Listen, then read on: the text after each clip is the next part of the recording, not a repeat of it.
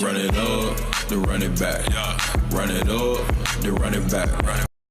Run it up, then run it back. Run it up, then run it back. Hello and happy Monday. Really? Yeah, we're here. Did you know we were doing TV today? That's Chandler Parsons. That is Danny Green. Will joining us from his castle out in the world. We've got a lot of... there he is. Wow, this is a new background. Where are we today? Yeah. Oh, you're muted, for God, Christ's could you just sake. not be muted once in your life?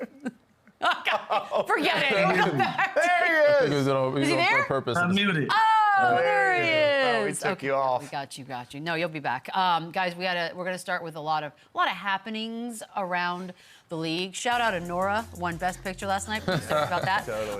Yeah, news on Saturday. It was sort of a duh moment for most, but now that it's official, Joel Embiid has been shut down, medically unable to play. I feel like I'm living in a simulation, Chandler. For a while, I believe it was October when you said that this should probably happen. Is this going to be, at the end of the day, one of the all-time screw-ups that we look back on? Who knows? And listen, I get their process at the beginning of the season. If you have Joel Embiid 50%, 60, 75% healthy, we have a chance, right? And I think that was kind of their thought going forward, that as long as we can get him not on back-to-back, which he shouldn't have said that early in the first place. That kind of sparked everything and all the drama early on. But I think just having him kind of gave them hope that they can compete for a championship. They have this big three. They have this stud rookie in Jared McCain. They have all the pieces, the Kelly Oubres of the world, that can make this team a contender right now. But knowing the injury and knowing how much pain and swelling that he was experiencing, I knew it just wasn't going to go away. And so this was something that has to be fixed. This is something that now, if it's the surgery that I think he has to have, it's going to linger into next year now because they waited so long. But it's tough just to throw in the season like that early before it without even trying to let him go. You know what I mean? So, like, I get their thought process, but yes, looking back on it now, they should have had the surgery early and go from there. At least then guys know their rotations. They know he's out. There's no, like, is Joel playing? Is he not playing?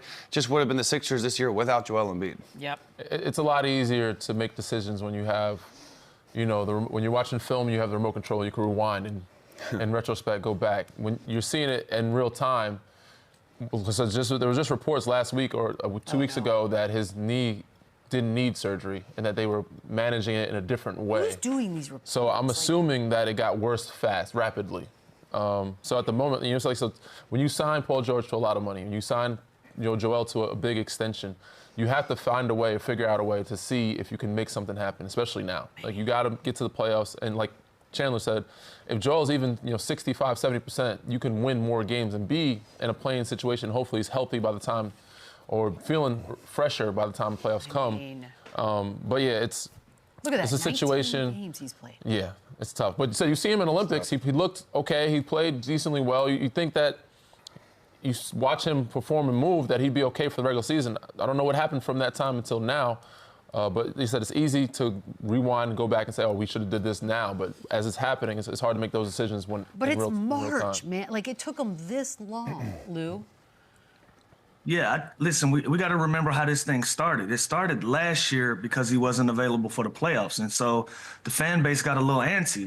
They said, well, how can we get through a season and have Joel available for playoff action? And I think that's where the narrative started with whether, he's going to play back-to-backs and all of that, and how they were going to manage him going out and competing this season. This started last year, and like Danny just mentioned, he went into the Olympics. Let's remember how the Olympics started. He looked a little rusty then. It looked like he didn't really understand what was going on. Then come to find out, he was still dealing with a knee injury. And then as the tournament for the Olympics went on, he got better and better. But even that was off to a rocky start, and people criticized that until present day, to where you finally shut him down. And I agree with Danny. If you got a Joel Embiid that's even 60 or 70% healthy, you're going to give yourself an opportunity to win games, even with him being at that place. And so the 76ers, they gambled. They had him out there on the floor, and it just didn't pan out for those guys this year with how his health and his knee was dealing. So now getting him out of that lineup, I say you shut everybody down now and give yourself a chance. Yeah, give yourself a chance at the lottery and see what you can do there and get ready for next season. But this one's been a disaster. Luke, before we continue, can you scoot over? Because it looks like you're teabagging yourself. Look at the picture. Look at the picture. You gotta grow up one day. I can't. I don't know if it's gonna be Monday, but you gotta do it one day. I couldn't focus the whole time. It was killing me. But It's fun. yes, to your point, Lou, back to basketball. They have a top 6 protected pick, so they ultimately have to be in that realm. They have to really lose enough games to get in the top 6. If they're not in the top 6, it goes to OKC. So, like, you can't accidentally win one the other night. Like, you can't. Yeah, That was a bad win. That was a bad I don't win. know if that That's helped. a bad win. I don't know if that helped, but you know, it was good to see Quentin Grimes hoop. You know, other guys get a chance to play, but Man. at this point, you got to try to get that top 6, pick. Yeah, if they happen to not get in that top 6, then it's like a fireable offense. Then I think you guys have to revamp. Then you have to kind of start over. The draft is kind of top heavy this year too, so you can get a solid player to already go with this core that you have going forward. It's a smart decision. Punt this season, lose as many games, and it sounds horrible. Like you don't want to set that tone. You don't want to create this culture of losing games, but if you shut down Paul George, or McCain's already shut down, Joel shut down, you're naturally probably not going to win a lot of games. So I think that's where it's come to. It's disappointing because this team on paper, healthy, is so good, but they have the same team ready next year. So like, it's not like they're just tanking. Like it's not like they're just rebuilding. Like they have this same team healthy going into next season. There's hope. So here's where it gets fun, because Embiid alone, we don't even need to talk about everything else yet. He's owed just under $250 million over the next 4 seasons. Do you think that there's a world in which they should at least try to trade him? And if so, are there interested teams? First of all, I'm stoked for him that he's getting. That's a lot of money coming so his way. much And money. again, let's not forget how good this dude is. Yeah. Like, he's healthy. Like he's an MVP. Let's not get crazy. Like, but Is he going to ever He's got be? He's got a lot of stuff has to happen. He's got to prove to the Sixers, first of all, to himself, to the fan base, and then to 29 other teams that he can be healthy and stay healthy. When he's healthy, he's going to dominate. There's no doubt about it. He is a top 2 player in the NBA. Like when he is healthy. It's just a matter of his size, he's aging, his injury history. Can he sustain that? And $248.1 million, that's a lot of money for a guy that's been through the stuff he's been through. Yeah. How old is he now? I mean, 30? He's still, to me, in my eyes, pretty young. I wouldn't say on the younger side, but he's not. You say aging, he's not at the old spectrum yet. He's going to be 31 in 2 weeks. He's just Does a that big. change He's a anything? big, and he's had a lot of surgery. Okay, there you go. He's a 31 in 2 big. weeks. He's a big, and he's had a lot of surgeries. And if this surgery, this is going to be this big time surgery he's going to have, I just don't know. Again, a lot has to happen. That's I'm tricky. pulling for him, but it's not like a guard. It's not like, you know what I mean? I know the LUKA trade has opened the floodgates in everybody's minds of like we shouldn't pay these guys these extensions because we don't know where they're going to be at in the next 2 or 3 years. But these guys are very good. He's still very good. He's not old yet. He's 31 in a couple weeks, which is, I think, he still has 2 or 3 years left of being in his prime if he takes care of his body the way he needs to. So yes, you have to give him a chance. I don't think about looking at trades right now. I think it's kind of a bit early. Give him another year or so, see what happens, see how his body holds up or retains. But you can still get good Joel years out of him. Yeah, I think they're looking like get him healthy, start fresh next year, and win a championship, not trade Joel Embiid. Oh, you kind of I think that's where they're at. Like, but in fairness, Lou, I mean, if you're the Sixers, you are answering the phones, right? You're going to listen to everybody, maybe think about it. Yeah, sure. You'll entertain those conversations, but who's calling? Your best ability is availability, and right now it doesn't look like he's available. Throughout the course of his career, he's missed almost 40% of the games that he's been part of the league. That's a glaring thing, and like we said, he's shut down. He's medically not capable of playing basketball. What team is going to beat the door down to try to get Joel Embiid until this gets fixed, until they understand what's the long-term play here? I don't see a lot of teams involving themselves in this issue right now. Yeah, and the problem is, Lou, the Philly, they know him, they know his medical more than anybody. So if they're willing to get off him, if they're not believing him, then that's a huge risk for another team to take on that amount of money with a guy who's already been through, painful injuries and missed time. It's tough. Again, when he's healthy, yeah, every other team would die to get a Joel Embiid on their team, an MVP, most dominant big, outside of Jokic. So we've seen in a really long time. But can he stay healthy is a huge question. And at that $250 million, that's a big time risk. So I have a question about sort of how this works behind the scenes, right? Because anybody with eyes, we saw the playoffs last year. He wasn't 100%. He did the Olympics. There were moments where you're like, I don't know if he should even be out there doing any of this. And then we have this season, right, Danny? So how many different opinions are happening? How many doctors? How many? Because now that we're in March and this looked bad in October, you're sort of like, what took so long to finally just rip the Band-Aid off? But how many people are sort of giving input? I would have to assume, I mean, there's a lot of front office people, but they're not. They're talking to medical, right? Yeah. So the medical, they probably have gotten at least three different opinions. If you want to do decent due diligence on someone's body, I wouldn't imagine they probably did even more. You know, got a multitude of 5 or 6 opinions. But just like anybody would tell you, if you're looking to get something fixed in your house, you don't go to the first guy and say, all right, I'm gonna pay you. You gotta at least look at 2 or 3 other options. But he's been having this ongoing for some time. So who knows how many people are talking. Medical's talking in the front office. There's probably 100 different people looking at this, but the ones that matter is probably like 5 or 10 people. And there's the main doctors. There's Daniil Elatrosh that's here right next door, actually, who's the big-time knee doctor. There's Riley Williams in New York, who's the Brooklyn Nets You got your knee done by Doc Hollywood? I did. So most teams and agents will have you get a second and third. And if it's Joel Embiid, fourth, fifth, like 20. And I've talked to Joel about this. He's thought about going to Germany and doing the Kobe shots. He's thought about, like, so there's different methods and ways to manage your pain. But when it comes down to this, and it's something that's surgically required to fix it, you have to do it. And now And I think punting this season, obviously, it took a little bit of time, but seeing where they are now, this is the right move. Man, will we ever see him be an all-NBA level talent again? I hope so, and I really do. I think so. I think this is the start. This is the start to fix it. There's so much innovative, advanced medical technology now that he's going to get the best of the best treatment. He's got the kind of the long runway of this next $250 million contract. That he at least knows that's coming, so he's got nothing else to do besides to prepare his body, prepare his mental for this long rehab, and get ready as quick as you can to go and try and win a championship next year. So I do, and I hope so too, because I know him and I know he wants it. And I know he gets a lot of stuff from the outside noise, but the dude tries, the dude wants it, he cares. Noise. I want it. I think most of us want to. And this is not a Wemby situation where he has to sit down for 6 months. Right. He has a lot of time to rehab work on his body, and him hearing the noise, I think, gives him a lot of motivation for this long summer for him to get his body right for next season. We're getting a lot of our star players we're giving Tatum motivation for the Should we LUKA, be charging as life coaches? Yeah. I feel like that's a good thing. Why we keep giving these guys so much motivation? Well, because LeBron was all against everyone hating, but hating is a motivator. So if you hear it enough, I'm sure that's going to be part of it. Speaking of, Lakers and Clippers had good little seggy there. Thank you so much.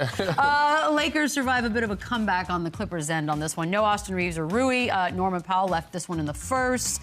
LeBron finished with 17-9-5. LUKA 29-9-6. Kawhi with 33 and 10 rebounds, 15-3, excuse me, for the Lakers over their last 18. A 6-game winning streak is happening, and they are in the 2 seed right now in the Western Conference. Lou, man, we liked those odds last week. They're just going to get lower and lower. How we feeling about them coming out of the West? 2 seed, Lou. Come on.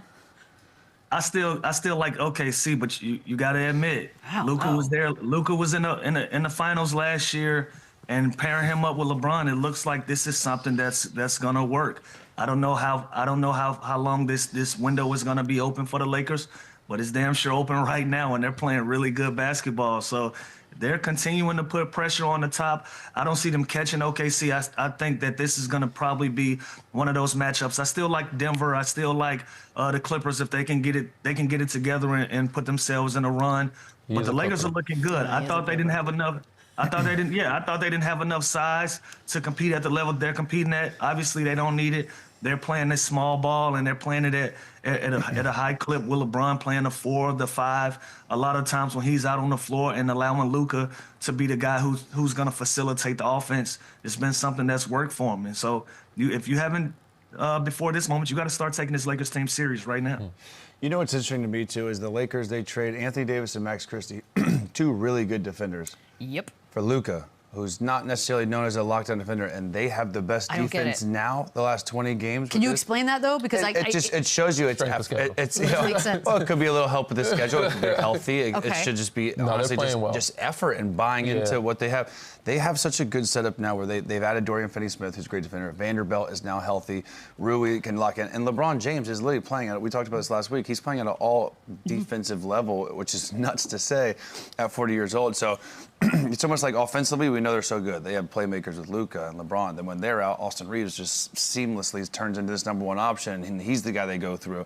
So they have all these pieces that fit offensively, and when everyone touches the ball and everyone feels like they're part of the offense, it's contagious to play defense and give effort. And that's what this team's doing, because they got worse personnel-wise defensively, and they got so much better. But, so to me, that's just effort. It's for sure. It's a you weird can tell puzzle. Bron and Luka are taking on the challenge and taking it personally. They hear the rumblings. Everybody else, Jackson Hayes is like, can I ask who can fill that role? The bigs are like, people are talking like they have no big men. So when they come in, they're like, we got to give energy, we got to play well. So Rui, Austin, they're all playing. Everybody's stepping up offensively and defensively. I think strength of schedule has helped them a little bit, but they're playing really well. I mean, there are 2 losses in that stretch, by the way, were to the Jazz and Hornets, which is a helpful schedule, but weirdly... the teams they're beating some pretty good teams, even though all those teams aren't 100% healthy. But Sure. they've won some. I still want to see them against some of the top, like OKC, Houston, Memphis, when healthy. What they look like. So it's hard for me to gauge that, but they are playing well. I did not predict this. They're playing at a level that I did not expect. Let me ask you this, Danny. You've got that half championship ring with the Lakers. Yeah. When you look at this Lakers team, do you see something that this could happen? My prediction a week or so ago was no, I did not. Now I pretty much still think this. I think they're better than I expected them to be, but I still don't think they're coming out of the West right now. So I still want to see them match up against those other groups. It's healthy. Insane. Like on principle alone, I can't put dollars on this. But if I didn't have because it's Lakers and as a Spurs fan, but it's looking really decent at this point. At least to come out of the West, maybe not to win it all, but to come out of the West seems like a pretty realistic. Well, they have that experience too. They have that edge. They have veteran leadership. They have guys that can score, and now all of a sudden they're the best defensive team in the NBA. So yeah, that's going to be a hard out even for a young, explosive, talented team like the Thunder. These guys have been there before. These guys aren't going to be nervous, and I don't think the Thunder are either. But man, right now those two face up in a series. It's gonna be a long one. It's a lot of experience going up against sort of the newbies, if you will. Trey Jamison's a rookie. He's a center, and he had a quote. Here he is. I love it. I mean, I say it all the time. I love it. Just that aggressiveness, that just no backing down. You know what I'm saying? Like, you come play us, you have to come fight for this win. Like, literally fight for this win. So when teams know that, like, hey, it's gonna be no easy game in LA. That's just huge for us, you know what I'm saying? Letting LUKA and Bron go kill and let us do our dirty work. I love that. I mean, that's the gritty mentality. Listen, again, he knows his role, too, and this offense, too, is set up where it's the next man up. Like I just mentioned, Austin Reeves. Every time LUKA or LeBron's been out, Austin Reeves just gets it light 25. Like he's been unbelievable. A guy like Rui goes out last night, no problem. Dorian Finney-Smith and Vanderbilt, they kind of combine to make up the what he gives in production. Dalton Connect now all of a sudden with Austin Reeves out last night, he gets more opportunity and goes and has 19 last night and is aggressive. Has never seen a shot he doesn't like, and that's good when you have guys out and you're aggressive and you have that mindset as a rookie playing with LeBron and LUKA. You can be timid sometimes. He's not. So I think they've built this roster where they're very deep. They have next man, if they're missing 1 or 2 guys, next guy's filling. Gabe Vincent's been great. He's struggled since he's been there up until last couple of months. He's been fantastic. He's going to be valuable. And like you said, Jackson Hayes, LUKA's been so good with a lob threat. See what he did with Lively and Gafford setting records of not just getting spoon-fed at the. Jackson Hayes has proven that he can now be that guy, that lob threat he can play with. Man, it looks so bad right now. I know it's early in this trade, but good Lord. 7.5 minutes. That is the last 7.5 minutes of the second quarter, and the Clippers were scoreless. That is eternity. I know. I got to start with you, Lou, because as a fan watching, whether on TV or in this, 7.5 minutes with no points for your team does feel like an eternity. How in the world does that even happen? I don't even know how that's possible with some of the guys that they have on their team and their ability to score the basketball. 7.5 minutes, that's over half the quarter. Like, you might even be able to get a free throw out of that. Or was Kawhi sitting down? Like, what happened? I know Norm, I think, only played 9 minutes. I think got hurt. I think Norm got hurt, so he didn't play the whole game. Somebody to do something. Yeah, somebody was supposed to do something to the point where, hold on, let's stop this bleeding. Let's get a couple free throws right here or a layup or something like that, and let's figure it out from there. But that was alarming. I didn't see that coming. So the fact that they were able to survive that for 7.5 minutes and only lose this game by 6 points, that was a miracle in itself. More alarming for the Clippers for me than it. I mean, I give a lot of credit to the Lakers, but I think the Clippers, they made some trades. They brought in Bogey. They brought in Ben Simmons off of buyout. I thought these pieces were going to be great fits for them. They haven't trended well since the break. So to go 7.5 minutes without scoring, if I'm the Clippers, I'm this is a warning sign. Yeah, I think 1 and 5 since the break too, and obviously Norman only played 8 minutes last night and then went down. But again, you mentioned Bogi Bogdanovic. I think he's a guy that was a sneaky deadline move where he can be valuable for them. Kawhi Leonard looked great last night. It's happy to see him back to his old self. But yeah, this team just kind of feels like they're in the middle of the pack and they have to be healthy to have a chance. And when you lose Norman in the first quarter like that, that's tough. That is so. By the way, do you need to change sort of? I get that you're focusing on LUKA for a lot of this, but in the exchange of that is that there's just a lot of open shots for others. How do you switch that up? How do you change the way you're defensively strategizing for the Lakers now? Because that doesn't seem like that's a long-term work. To guard LUKA or to make LUKA guard? To make LUKA guard. Yeah, I think that's the game. Like, you got to wear him down. Look at teams when they play Denver. They are putting Jokic in every action. They're putting Jokic in every pick and roll. He's such a focal point on the offensive end. You have to make him work on both ends. Same thing when you play Dallas now. You're going to see guys trying to go at Kyrie Irving. You're going to see guys go at that guy that has the usage rate, that has the ball in his hands the most time, to not make it easy on him. And so I think LUKA, he's obviously used to this. He's seen a little bit of this in Dallas, but it's not going to stop. But yeah, you're throwing double teams. You're doing different coverages. You're blitzing pick and rolls. You're switching 1 through 5 to try and make it easier for him and trying to, lessen up the ISOs with him. But it's clearly not working because they're the best defense in the NBA right now. So they're making great adjustments when they do try and go downhill on LUKA. This is insane. I can't believe they're the best defensive team without Anthony Davis. And Max Christie. Max Christie is now the Mavs' best wing defender. And I mean, some of those games, which is very low-scoring games as well. I know, even but the Hornets game that they lost, it was like 97 to 99. Like no one would have put money on that fact, and no one. It just doesn't compute. The brain doesn't make sense. LeBron's played in 301 out of a 335 possible back-to-backs in his career for the fans at home. So, I mean, you just said, wow. How impressed are you? Yeah, like, go ahead. I mean, that's an old area. The new day and age players, it doesn't happen that often. Nope. All right, so for him to take that pride, so we're looking for somebody to carry that torch, right? Take on the face of the NBA, to be able to be available, do all the things off the court, on the court, be a professional, win, show up, work, and have that charismatic aura that everybody's talking about. So he's just been ultimate professional for the last 22 years, and there's a reason why he's got 50,000 points. Yeah, we see how hard it is for guys to stay on the floor, right? Sure. This dude's been the chosen one since high school. He's been all the limelight, and he's never once been distracted and been like, took a summer off. And this is why he has the greatest career of all time. Yeah, like that is crazy. I didn't even read that in the 301 out of 335 in the meeting before the show. Oh yes, our meeting. I missed that one, but that's insane. Obviously, his production, his scoring, and his passing, and his championships, all that is. But his longevity is to his medical staff. Yeah, like and the body got all the million. So why is the league not just emulating whatever it is LeBron's staff has done this whole time? And granted, some of it's just he's blessed, right? Like it's genetically blessed. Being a juggernaut, just not having any injuries. Just do what he's doing. Everybody do what LeBron's been doing. Most guys aren't committed like him. Most guys don't want to do that. Most guys don't want to spend the time and the work and the effort. Like this, it's crazy what he does. Lou, 301 out of 335 possible. What do you think?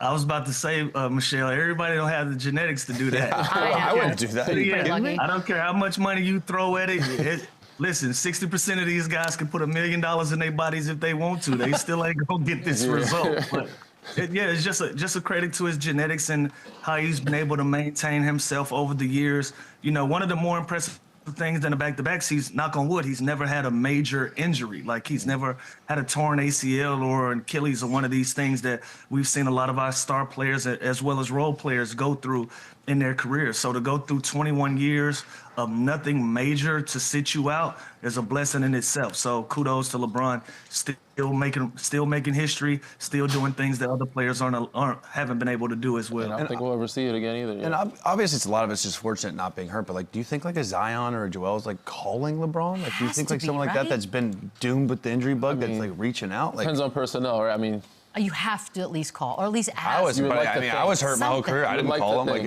You know how many people last night are like calling Halle Berry, going, "But how? How do you look like this at 58?" I need your skin routine. All of them, but genetics, also genetics. And then kissing Adrian Brody right in front of her. No, that was revenge for 25 years ago. I thought it was well played. On the other side, one of our faves, Sam AMICK, is here to break down some of the stories around the league. No, that was revenge. 25 years ago when she Run it up, run it back.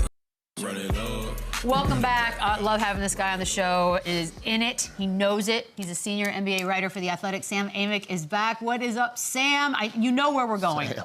We are starting with the Joel Embiid situation. I just feel like this has been a bad dream. And if I feel like that, I can't imagine what they feel in Philly. But what do you know as the latest? Are we close to a medical procedure here? It feels like it, guys, and good morning. Danny, good to see you, brother. Good to see you, my man. Long time. Chandler, I saw you making the rounds at Crypto the other night. You didn't get to say hello. But rude. Oh, because he was big-wigging with Mark Cuban. Just he was waving. He had folk. Yeah, exactly. Kissing babies. Not now. Please. Yeah, I mean, it's like you said, you feel for the big fella. It does feel like we're getting close to a resolution here. You know, and that's, I think, first and foremost where you start. I'd like to think everybody takes a minute to just think about the human side. This guy wants to play ball and his body can't get right. And then obviously for the Sixers, it's just an absolute disaster. You talk about a guy who is your everything, that you have built everything around, and a knee that has been causing problems for a year and a half plus. You know, tried to push through, but the combination of his contract, Paul George's contract, uncertainty all around, you know, I think from Daryl Morey on down, certainly Nick Nurse, they are going into, I think, a potentially pretty tumultuous time here. Was there because obviously he's not been 100% for a while, right? But they just, you could tell they wanted to give him every shot, every opportunity to try to right the ship.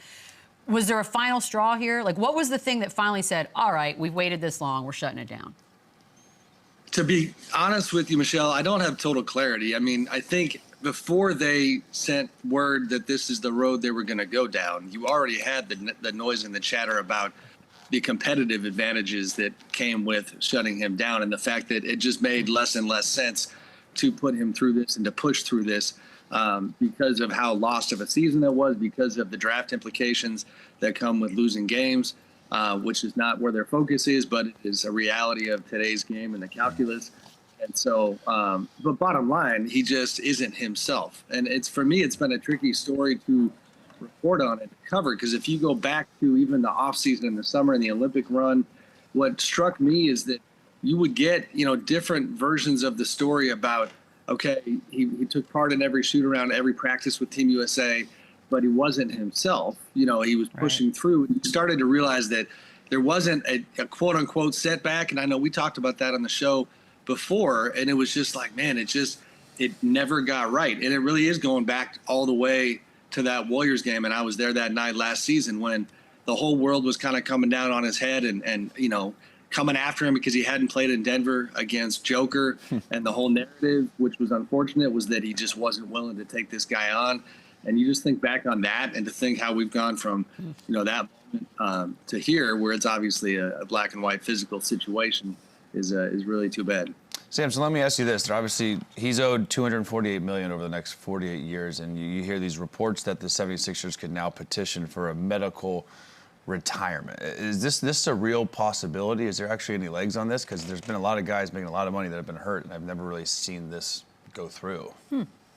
Yeah, it is an option. It's, I think, somewhat subjective in terms of, you know, it's almost the league digging into the medicals and deciding if this is relief that they want to grant. You know, I think that it's something that, you know, in the CBA, we'll see what they do. You know, I don't have total clarity there either, Chandler, on, you know, what direction this is going to go. A lot of reporting this morning, obviously, on that. But if you're the Sixers, you are looking for an escape hatch. And that's nothing against Joel, but you are looking for a way. Just because in the absence of it, you're talking about, you know, Sixers fans not having much reason to tune in for the next half decade.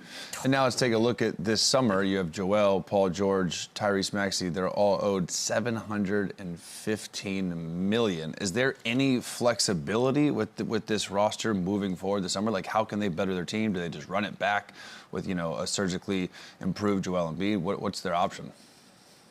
Yeah, I mean, I think the one bright spot is Tyrese. Obviously, you know, he's making his money. He's worth that contract, and he's healthy. Knock on wood.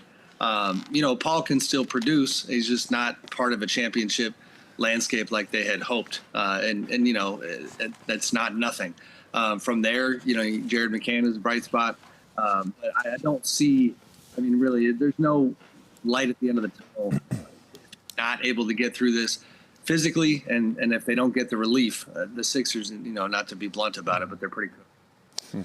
All right, moving along. Enough about the Sixers. Another team, though, that is kind of in the trenches, the Phoenix Suns, Sam. There have been reports that, Coach Bud has been telling Book to kind of quiet it down in the timeouts and not be too much of a voice.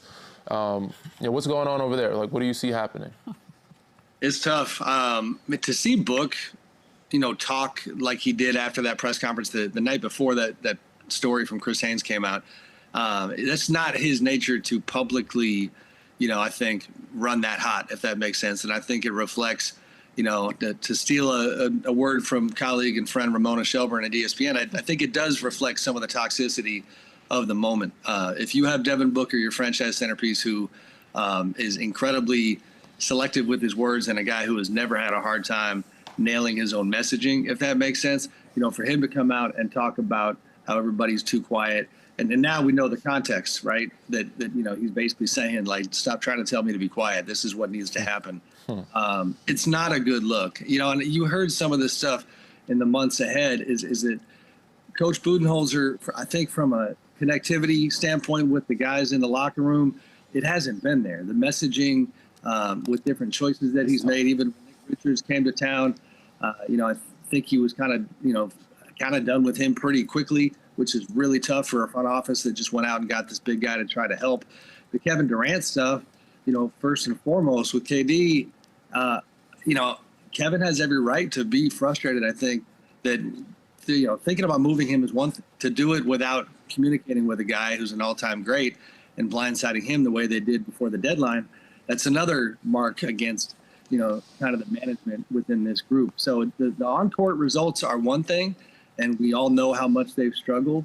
But it is now, I feel like, really opening the door for anything and everything being possible in Phoenix. And for some of the other teams around the league, that's pretty exciting because we know that the Houstons of the world have been looking at Devin Booker, and KD's certainly going to have a market, and we'll see what ends up happening with him this summer. But really bad across the board. I mean, they just fired Frank Vogel. You got Bud. Do you think they after the season, do you see a big shakeup happening? Do you see them trying to change another coaching happen? Do you see, is KD, is it a given that he's already out? Or is Brad and Book trying to get out as well? Like, what do you see happening? 5-year, $50 million for Bud. I don't think they can get rid of him yet, right? Lord. I don't know. I mean, I was going to say to your question, Danny, I just don't know I know the depths of Matt Ishbia's checkbook from a financial standpoint. I don't know the depths of his checkbook from a tolerance, kind of like, it's like being at the craps table and you're down so big and you just keep going all in, all in, all in. That's how he has managed this. This is an ownership and an owner who has come in with that kind of, rookie mentality, if you will, not trying to be disrespectful to Matt, but it's just, he's trying to reinvent the wheel or going at it in the kind of way that backfired almost at every single turn. Yes, I think Kevin gets moved this summer. I don't think that it's tenable there. Kevin is being professional right now. I kind of loved his quote last night when, they get boat raced and he tells the media that they embarrass themselves and the fans. Like, you have this sense of, like, he's being a pro and he's trying to play ball.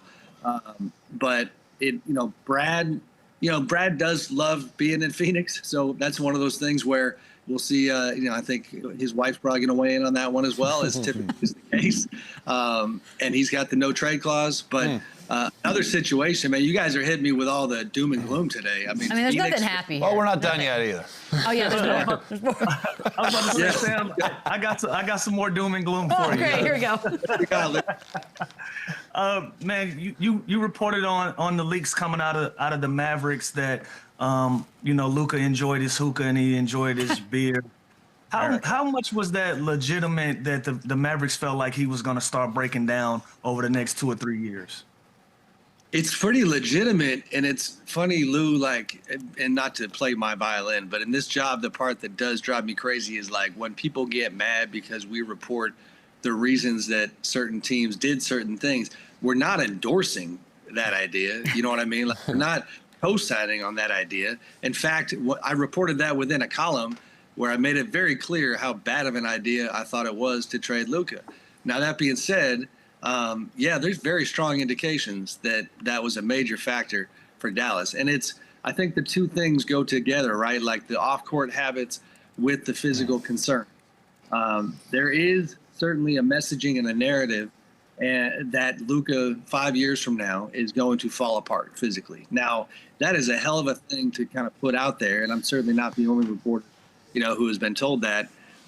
Because guess what? Like, time's going to tell. We're going to see, let's run this back, no pun intended, in 5 years and talk about what the Mavs said and see how LUKA is looking in that Lakers jersey. If I had to guess, it's not going to age very well. But absolutely, the nightlife, the drinking combined with the physical stuff. I heard your guys' conversation about LeBron earlier. The Lakers are certainly hoping that LUKA leans into LeBron and does pick up on his habits, does, become more of that guy. Just a quick story for you that I enjoyed greatly the other night.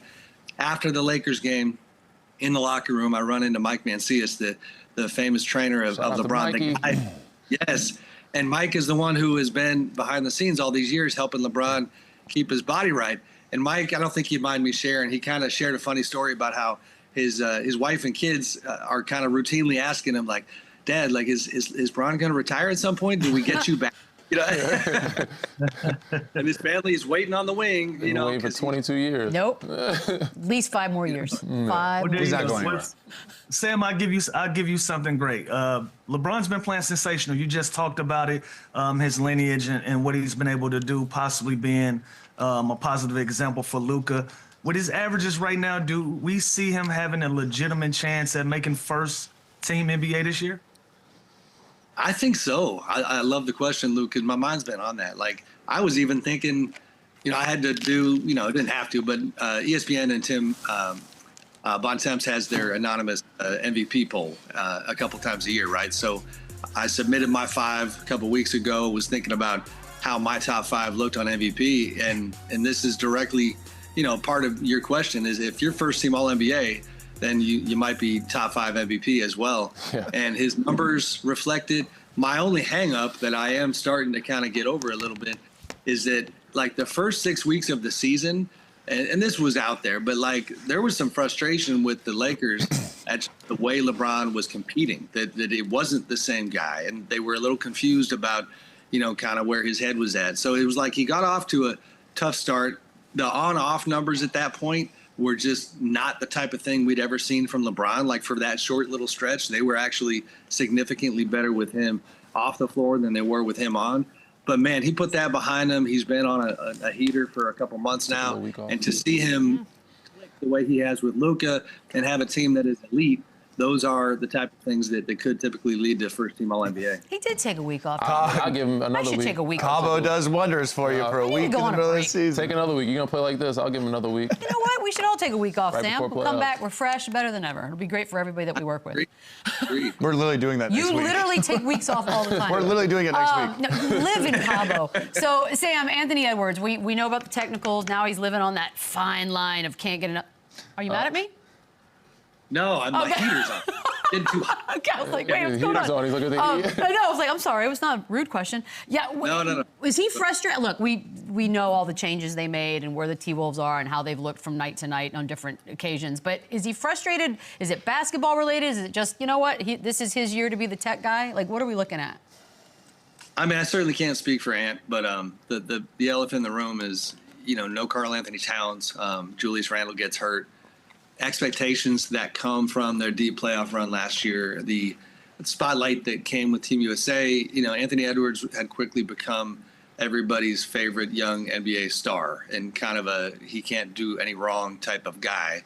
Then you start losing games. Then you start having, a system on the floor that is everything's harder, right? Like, Cat had a really good year, and they functioned very different than they do right now. I mean, it's ironic, or at least – I noticed last night, this is a career high in scoring for Ant, around 27 a game.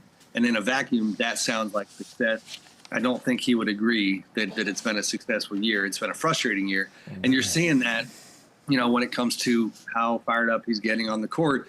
It's just, youth, maturity, stuff that he... Ejections, technicals. Oops. Yeah, I mean, I was sitting there baseline not too far the other night in that Lakers game when he chucked the ball into the stands and almost took Maverick Carter's head off in the meantime. Yeah, like, you know, I mean, it's crazy because you could see him, the wheels were turning. He held that ball with one hand for like a legit 5 seconds. The ref is just like being on the playground, like, can I have the ball? Can I have the ball? It was like, nope, I'm going to chuck it, you know. He'll get there, but he's still a young guy. Got to get Julius and Rudy back. Well, Julius is back, but Rudy, I don't know what's going on there. Sam, let's wrap this thing up with a positive note. Cleveland Cavaliers, they've been balling. They're on a 10-game win streak. They had an outrageous comeback against the Celtics the other night. They were up down 25-3. Tatum, Brown, they're all telling them, get him out of here. That was rough. That didn't age very well. Are people around the league finally respecting this team? Do they still think the Celtics beat them in a series? Like, what do they have to do to kind of get? Do they have to win in the playoffs? Like, where are they at right now in people's eyes? Yeah, I think they're like the classic. I mean, you're an on-paper team until you're not. You know what I mean? Like, OKC's the same thing. You look at OKC, and not to get off the Cavs, but, you know, greatest point differential in the history of the game, and we still look at them as an on-paper team because they haven't done it. So I do have Cleveland in that same category, but at the same time, do people respect them? Do they believe in them? I think so, because they check every single box. You know, Kenny Atkinson has done an incredible job coaching-wise. Evan Mobley is a rising star. Donovan Mitchell and what he's done, I love his season so much when it comes to you talk about maturity with Ant, right? Like Donovan being mature enough to realize my numbers are going to dip a little bit, but I'm going to empower Darius Garland. I'm going to be a leader, and I'm going to make it about the entire group instead of just myself and my own, individual aspirations. That's the kind of stuff that could lead to a long run and could lead to a championship. That game the other night, I know my buddy and colleague Joe Varden wrote about it, and he praised the heck out of him, but he talked about how it's still just a regular season game, and I get that. But, man, 25-3 to start the game. That's why I was like, I'm not going to watch. Oops, no, I watched. Literally, I don't really get in my emotions ever during games. You're just watching. When I saw 25-3, I was legitimately bummed. Like, man, I wanted to see this game, and I thought it was over. And then they come. Yeah. That's when you put a money line bet to come back. Except right. What would that have paid? By the way, Sam, you're usually in LA a lot. Is there a particular reason when you have not come to studio to hang out? There's not. I just wait for that invite. He's a busy man. And secondly, what's the deal with the toucan? I've meant to ask you that the last 6 times you've been on. That is hilarious. That's a good question. Combination of the Irish lineage in the family. The Guinness. Toucan Sam. Toucan Sam. Yeah. Does it move? Does it move? No, it doesn't move. All right. I've got shout out my editor. Some fish that flap different. I like it. I got an editor, Sergio Gonzalez, who came up with Toucan Sam, basically as a reporter, like sticking your nose in things, right? Like that's. Shout out, Sergio. I thought it was like a Jimmy Buffett thing, but I was like, but it's not the same logo. So, okay, we all got it wrong. Well, maybe Lou got it right. Sam, we appreciate it every Thanks, time. Sam. See you, brother. Hope to see you soon, man. We will talk soon. Likewise. Thank you, guys. Appreciate you. We'll be right back. Run it back, run it up, run it back. Woo, we're back. You buying that? Chandler, you're going to start us off because Steph Curry with a moment. Get up! What's happening? His first one in 6 years. He's saying that'll be his last. Wow, is that true? You buying it? I'm buying it. I mean, but unless he gets on a breakaway like that, yeah, I'm buying it. I'm adorable. I am not buying it. I think he's going to play 4 or 5 more years. He's going to have plenty of opportunity. What is going on? Do you think he's going to do more dunks? 4 or 5 more years? What? No, I'm saying I think he's going to play a lot. I just think he's going to get hot with the threes. He's going to get momentum. 4 or 5 more years at 36? Son. I think he dunks again. Yeah, I'm buying. Okay, we got one dunk I think again. he dunks again. Danny, dunk again or not? I mean, that was barely a dunk. I think he'll, no. Okay. I'm buying it. 1 and 1. It's crazy though. He hasn't dunked in 6 years. He's not dunking.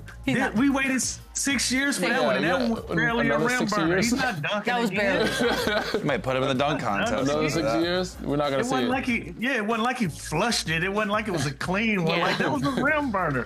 So, It was adorable, is how I'm I buying saw the it. fact that he's never dunking again. I'm with Steph on this. I agree with you. You don't want your dunk to be But that's described what I'm as saying. adorable. It wasn't like, ooh. It was like, oh, cute. Yes, All right. Fans put together a list of all the players Nico Harrison has traded in recent years. This is very rude. Doncic, Brunson, Grimes, Derek Jones, Kristaps Porzingis. That list is. Are you buying that starting 5 could be a championship caliber starting 5? Wow. Yes, actually. That's not nice. It depends on the bench. Wow. It depends on the bench. Depends on the bench. That starting five is good enough for Jalen and Luka. You know what I see here? Those three are tough. Those three are Not tough. re-signing Jalen Brunson Derek for Jones doing a good fit defense, but all those four guys are not re-signing Jalen Brunson for How many $55 million extension. It could be worse than trading Luka. How many times do we have to say this? Jalen Brunson with Luka is not the Jalen Brunson we know He's today. still worth well beyond But it's $55 million. not no, because you're only going off of what you have now seen him be, the captain of the Knicks in Madison Square Garden. Isn't That's that not what who we he all was. do? Yeah, but what we that's do. not a fair. It's not. Look, Nico, I'm not trying to say I have your back all the time, but some of this stuff's crazy. But that one I'm not going to get on him for. That's a great I lineup. just don't think. That's a great lineup. I mean, I'm Team Nico, but this is a They could use all those guys right now. Well, now now you don't have Luka, so could Brunson have become the Brunson we know now? There, alongside Kyrie. It's kind of like Luka and Kyrie. It's the similar situation. Yeah, I just they went to the finals with Luka, Kyrie, so Luka and Jalen. I think they could make that happen. That is a rough lit. Those 3 of the 5 are really, really rough to. Grimes, not to mention Grimes just had 44. And that's timely, by the way. When it rains, it pours. Lou, this next one is really just for you. It's been 63 years ago yesterday. Basketball history was made by the man named Wilt Chamberlain when he got 100 points. Lou, you still got buying that he got 100 points? Unfortunately, I'm just not buying it. Listen, Where's the film? At that time, I just feel like we didn't have this sophisticated stat system that we have now, and I felt like Wilt was dunking and finger rolling so much that somebody was like, he has to have close to 100 points in this game, and that's where it took off from. Even if you go back and look at the box score, he had 4 teammates in double figures. Kobe Bryant had 81 and only 2 teammates in double figures. I'm not buying the fact you can go out and get 100 points. That's fair. And you got other teammates that had 17, That's good math. 80 points to go along with it. The team had 150, 160. But by the way, like today's what is a score. sophisticated stat system? Counting? I feel like we've always had counting. Yeah, listen. Now we do have a sophisticated stat system. We got people that are dedicated to this. We got a whole analytics staff. Nerds. Yeah, at that time, I don't think that people cared to that fact, and it just went that way. 30 years I'm from not now. wrong. I'm going to check back with Lou in like 30 years, and he's still going to be on this. And I love that for you. I There's do. a lot of people that feel like I feel. I It's know. okay. I know, buddy. We're going to take a quick break. More Run It Back on the other side. We've got our final you buying that, Danny. You start. Bill Simmons, yesterday, called Jalen Brunson the NBA's preeminent flopper. Are you buying that? That's right. I wouldn't say he's the main one, but he is an elite. He's elite. He's elite? He's good at drawing. Elite's good. There's a lot of guys that are good at drawing fouls, and he's one of those guys that draws the fouls, and sometimes it gets a little overboard. So yes. Best flop. Why are you laughing, Lou? It's an art, by the way. It is an art. It's a skill. Thank you. You know what? That whole thing missed me. I didn't know he had a reputation for flopping. I promise you, that whole thing missed me. He's a big dribble and throw with a head. And that means that he's not the best because you didn't even know he was one. Yeah, I guess so. It didn't catch me. I just watched a lot of that Philly-New York series last year, and there was a lot, but both sides, where I was like, can we get some basketball on here at some point? I mean, he's up there. Well, who would be bigger and better? Like legendary, like Chris Paul's a great flopper. Sure. James Harden literally changed the rule because he would flop. Changed the rule. Luka flop. I mean, LeBron flop. Everyone. It's a Everybody skill. flops. I don't even think it's like a negative thing anymore. gonna It's say literally a skill. All right, we're running out of time. Lou, love you. Brian Rosillo tomorrow. Run it up, run it back, run it up, run it back, run it up, run it back, run it